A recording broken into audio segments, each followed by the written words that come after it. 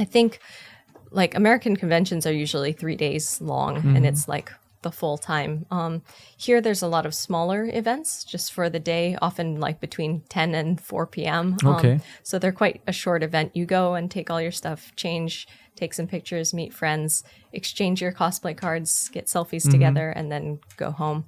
And after you go home, you send like very formal, like the highest level of formality of Japanese messages to everyone on Twitter to be like, oh, it was so nice to meet you today. I hope I see you again. But yeah. So no casual, suddenly we're friends and we are in the same community and we bonded over a kind of maybe cosplaying character from the same game. No, it's like keep your distance and just like you are this cosplayer, I'm this cosplayer. We meet at conventions. And it's interesting because there is a level of closeness because you're like, we both like this thing and we can both bond over this thing. But there's also within like the Japanese otaku community, people are so polite.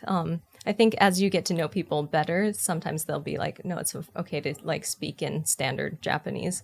But for those first like greeting messages, they're written in a very stiff, formal way. And that was an interesting thing getting started in the cosplay community here, was learning how to speak in that way. Has it happened, or do you know people to whom it may have happened that you meet someone at the cosplay convention here in Japan particularly, and then you become friends to the point that you meet outside of the or do people like to keep their cosplay lives and their non-cosplay lives kind of separate? I would say that people keep their cosplay lives and work lives really separate a lot of the times. Or maybe they'll only tell, close friends that they are cosplayers. But it's not uncommon for people to become friends through cosplay and have that expand to other areas of their life and hang out outside of cosplay. They actually have a word for that in Japanese called off-kai. Off-kai. So like it's outside the convention. Yeah, out of cosplay, you're getting together. And that's kind of an interesting thing, but I think it often develops into a much larger friendship. What is the main reason to keep those two separate?